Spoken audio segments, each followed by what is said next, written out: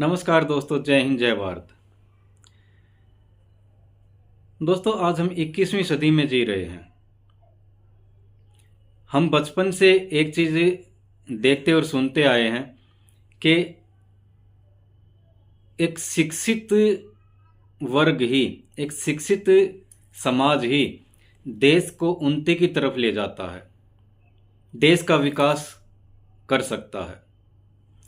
लेकिन हमारे देश के प्रधानमंत्री नरेंद्र मोदी जी देश के युवाओं को शिक्षा देने की बजाय, उन्हें रोजगार देने की बजाय, उन्हें इंस्टाग्राम पर रील बनाने के लिए प्रेरित कर रहे हैं।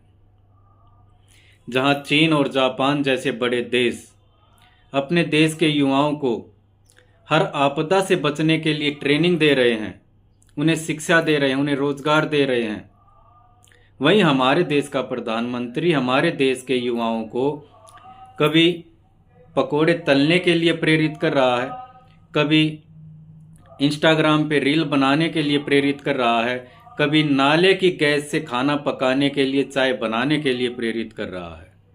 बहुत बड़ा दुर्भाग्य है हमारे देश का कि हमारे देश का प्रधानमंत्री अपने ही देश के युवाओं को रोजगार देने की बजाय, शिक्षा देने की बजाय, उन्हें इंस्टाग्राम पर मोबाइल फ़ोन में रील बनाने के लिए प्रेरित कर रहा है। अबे भाई, रोजगार दो, बच्चों को अच्छी शिक्षा दो। कहाँ गए तुम्हारे रोजगार, कहाँ गए तुम्हारे जो तुमने इतने बड़े बड़े वायदे किए थे। शुरू से हम देखते आए हैं कि हर परिवार में, हर घर में माँ बाप अपने बच्चों को मोबाइल से दूर रखना चाहते हैं। आप सभी देखते हैं कि सोशल मीडिया पे, इंस्टाग्राम पे इतनी भद्दी भद्दी रील्स जो है बनती हैं। सब अपने बच्चों को उस गंद से निकालना चाहते हैं, उनसे दूर हटाना चाहते हैं, बचाना चाहते हैं। और देश के प्रधानमंत्री बच्चों को इंस्टाग्राम देखने के लिए, मोबाइल देखने के लिए, रील बनाने के लिए प्रेरित कर रहे हैं। हमने क्या चुना है? देश का प्रधानमंत्री ऐसा सोच के भी, कल्पना करके भी एक थोड़ा सा ऐसा लगता है कि हमने क्या चुना है अपने देश के लिए। कहाँ जा रहा है हमारा देश, किस दिशा में जा रहा है? प्रधानमंत्री को अपने देश के हितों की रक्षा के बारे में बात करनी चाहिए, किसानों के बारे में बात करनी चाहिए, महिलाओं के सम्मान के बारे में बात करनी चाहिए, मजदूरों के बारे में बात करनी चाहिए, शिक्षा के बारे में बात करनी चाहिए, देश के जवानों के बारे में बात करनी चाहिए, उनकी रक्षा के बारे में बात करनी चाहिए। लेकिन हमारे देश का प्रधानमंत्री खुद चौथी फेल राजा, जिसको पढ़ाई की कीमत का कुछ पता ही नहीं है, देश के युवाओं को इंस्टाग्राम पर रील बनाने के लिए प्रेरित कर रहा है। बहुत ही बड़ा दुर्भाग्य है हमारे देश का। 21वीं सदी में हम जी रहे हैं, लेकिन हमारा देश बहुत पीछे जा रहा है। हमारी और आप लोगों की सोच से, कल्पना से बहुत परे है बीजेपी सरकार, मोदी सरकार, जो एक नेगेटिव प्रचार करती है, नेगेटिव भाषण देती है और नेगेटिव एक अपनी सोच रखती है। कोई मतलब नहीं है देश के युवाओं से, कोई मतलब नहीं है देश के किसानों से, महिला के सम्मान से, जवानों से, मजदूर से, किसान से। सिर्फ और सिर्फ अपनी राजनीति से मतलब है, चाहे देश किसी भी अंधकार में क्यों ना डूब जाए। बहुत बड़ा दुर्भाग्य है हमारे देश का। देश का प्रधानमंत्री हमेशा अपने युवाओं को प्रेरित करता है, अच्छी शिक्षा देता है, उन्हें रोजगार देता है, लेकिन यहां पर बिल्कुल उसके विपरीत चल रहा है। देश की जनता सबसे पहले अपने एक देश के मुखिया से, प्रधानमंत्री से अपेक्षा रखती है, आशा रखती है कि भाई वो हमारे हितों के लिए लड़ेंगे, हमारे देश के लिए कुछ करेंगे, हमारी शिक्षा के लिए कुछ अच्छा करेंगे। लेकिन जब देश का प्रधानमंत्री ही नहीं चाह रहा कि देश के युवा पढ़े, शिक्षित हो, तो देश का भविष्य कहाँ जाएगा, ये आप सोच सकते हैं। हमने बड़े बड़े जो वादे किए थे प्रधानमंत्री नरेंद्र मोदी ने, वो आप लोगों ने, हमने सभी ने सुने हैं, लेकिन उनमें से कोई एक वायदा पूरा नहीं हुआ। गंगा साफ हुई? नहीं हुई। एक सर के बदले 10 सर आए? नहीं आए। 100 स्मार्ट सिटी बनी?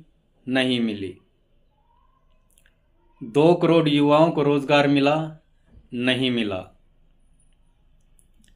ये है बीजेपी सरकार, ये है उनके वायदे। तो इन वादों को अब जुमलों में बदल दिया गया, जो एक झूठे जुमले साबित हुए। अभी हमने देखा कि छठ पूजा, हाल ही की घटना, क्या है नरेंद्र मोदी? भगवान है, देवता अवतार हैं। बीजेपी सरकार, बीजेपी कार्यकर्ता, गोदी मीडिया चिल्ला चिल्ला कर कहती है कि गंगा साफ है। जब गंगा साफ है तो उसी गंगा में डुबकी लगाए ना बीजेपी सरकार, बीजेपी कार्यकर्ता, बीजेपी नेता, प्रधानमंत्री नरेंद्र मोदी। उसी यमुना में स्नान करे, उसी में छठ पूजा करे। तो उनके लिए एक अलग से घाट क्यों बनाया गया? वहां पर मिनरल वाटर एक तीर्थ किया गया, समरसीबल से, पाइपलाइन से पानी जमा किया गया। जब तुम खुद कह रहे हो कि गंगा साफ है,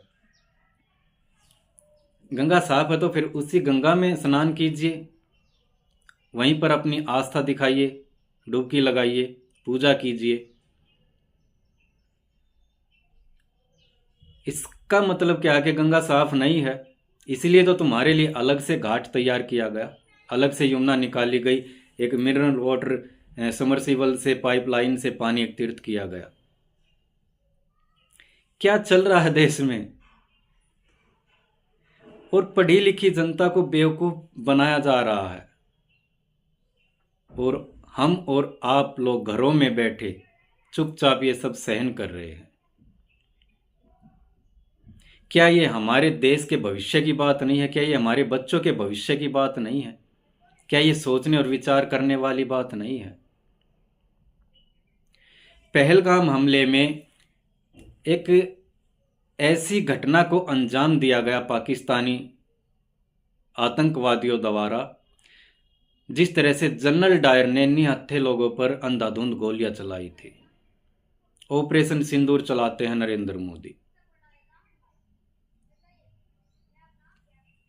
उस ऑपरेशन सिंदूर में हमारे वीर सैनिकों ने हिस्सा लिया, वीर कमांडो ने हिस्सा लिया, अपना अहम योगदान दिया।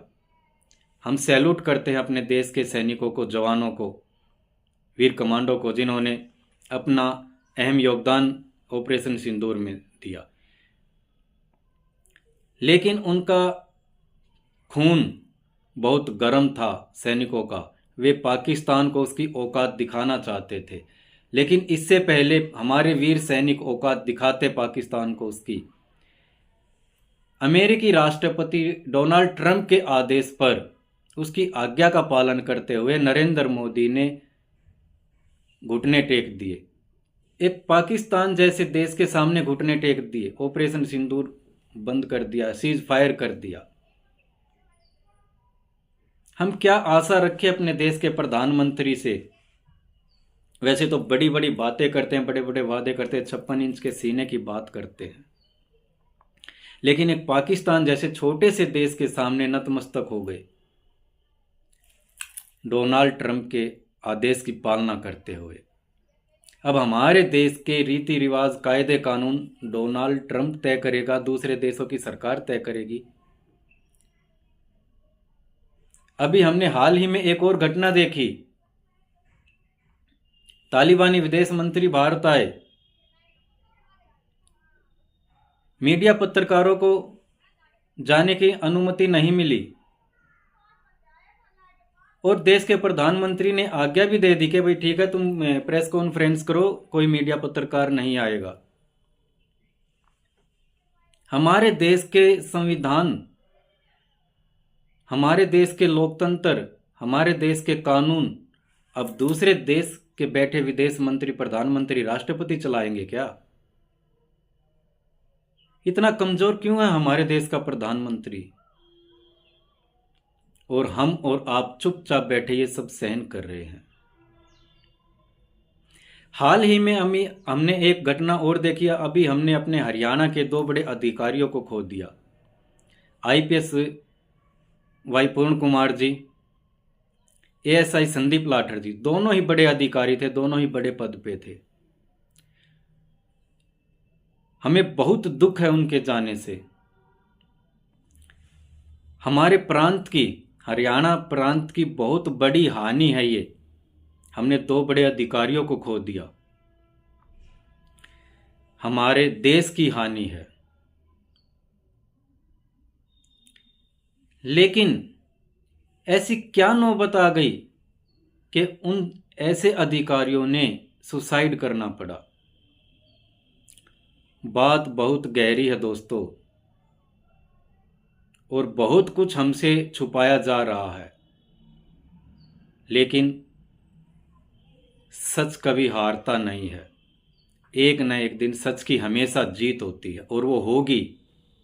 सच सामने जरूर आएगा। कहीं ना कहीं एक राजनीतिक षड्यंत्र है। आज उन परिवारों पर क्या गुजर रही है, ये हम और आप लोग बैठे कल्पना भी नहीं कर सकते। उन पर क्या पहाड़ टूट पड़ा है।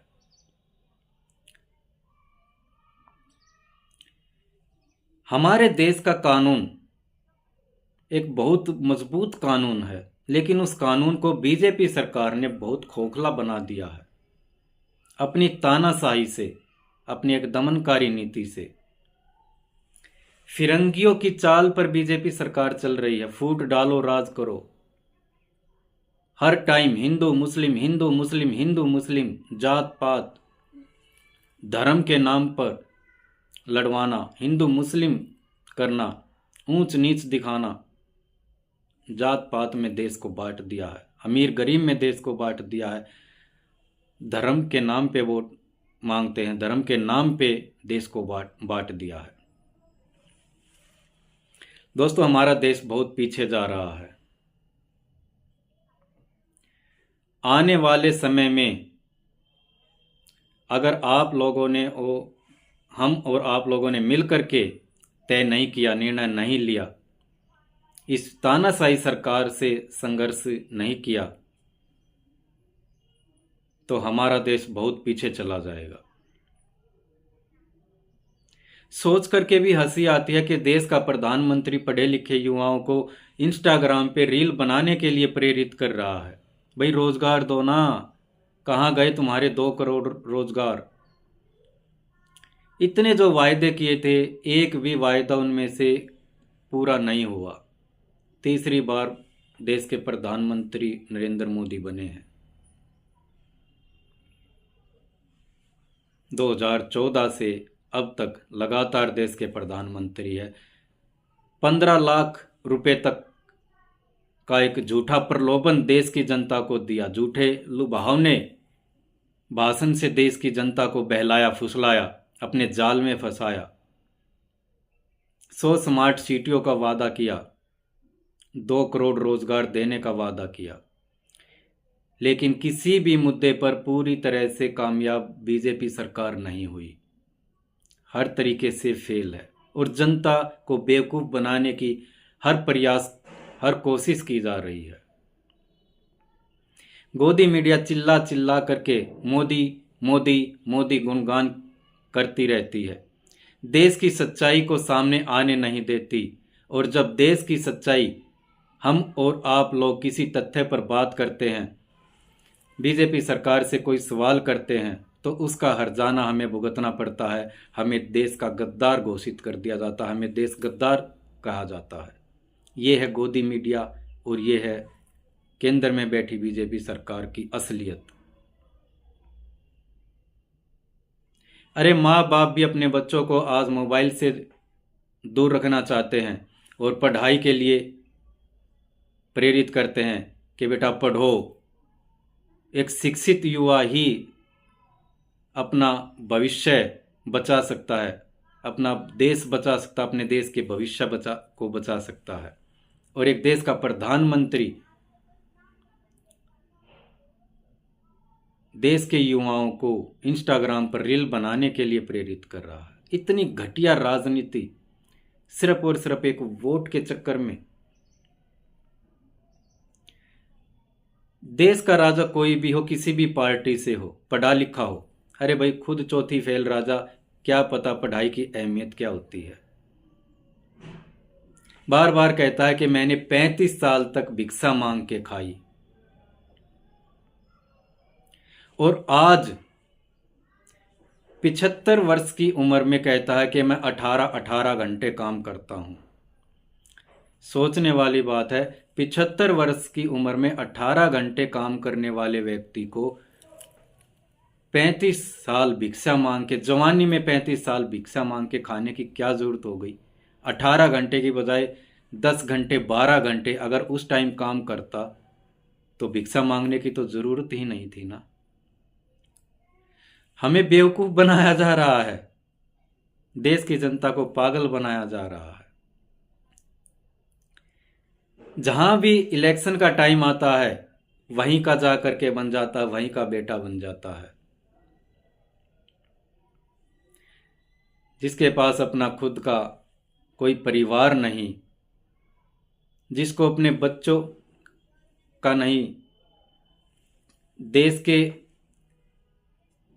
जनता को बेवकूफ बनाने का इतना ढोंग कहां से कर रहे हैं ये प्रधानमंत्री देश के। भाई हमारे बच्चे हैं, आप लोगों के बच्चे हैं, हम अपना भविष्य, अपने बच्चों का भविष्य हम तय करेंगे कि हमारे बच्चे इंस्टाग्राम पे रील बनाएंगे या पढ़ लिख करके समाज का और अपने देश का नाम ऊंचा करेंगे। हद से पार हो गई है बात दोस्तों। बेवकूफ बनाने की भी एक कोई सीमा होती है, एक लिमिट होती है, जिसको बीजेपी सरकार ने बिल्कुल क्रॉस कर दिया, पार कर दिया है। आज हम सोशल मीडिया पे तरह तरह की वीडियो देखते हैं,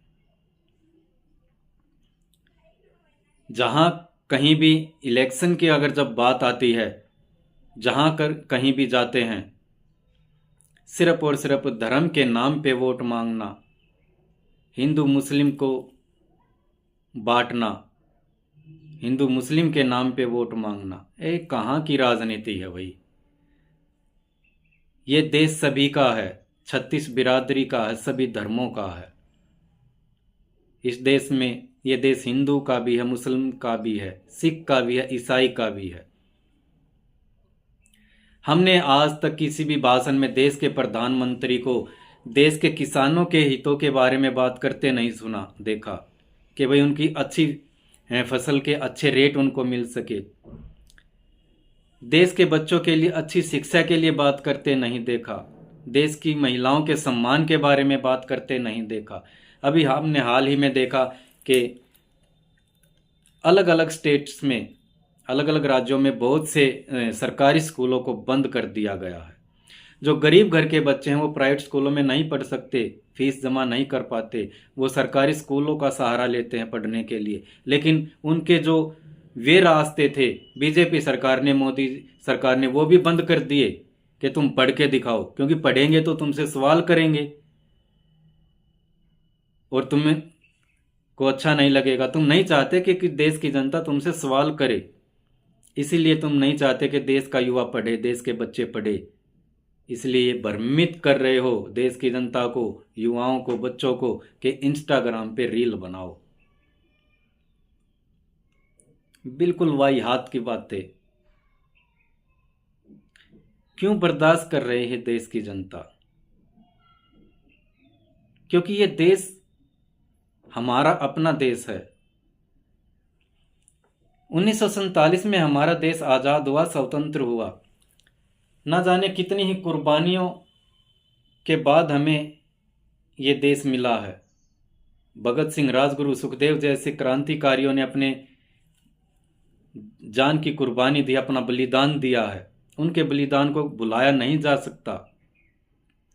आज उनका भी अपमान किया जा रहा है बीजेपी सरकार द्वारा। बार बार हमारे देश के संविधान का अपमान बीजेपी सरकार कर रही है, लोकतंत्र का अपमान कर रही है। एक वोट चोरी करके हत्या सत्या के बैठी है बीजेपी सरकार के अंदर में। लेकिन दोस्तों, समय जरूर बदलता है, ये इतिहास गवाह है, समय जरूर बदलता है। आज नहीं तो कल बीजेपी सरकार नहीं रहेगी। हमें बीजेपी सरकार से भी कोई अंदरूनी मेल नहीं है। हम चाहते कि हमारे देश का राजा ऐसा हो जो देश के हितों की बात करे, देश के जवानों की रक्षा की बात करे, देश के किसानों की बात करे, दलित मजदूरों की बात करे, महिलाओं के सम्मान की बात करे, हमारे देश की आर्थिक स्थिति को मजबूत करे, हमारे देश का रुपया ना गिरे,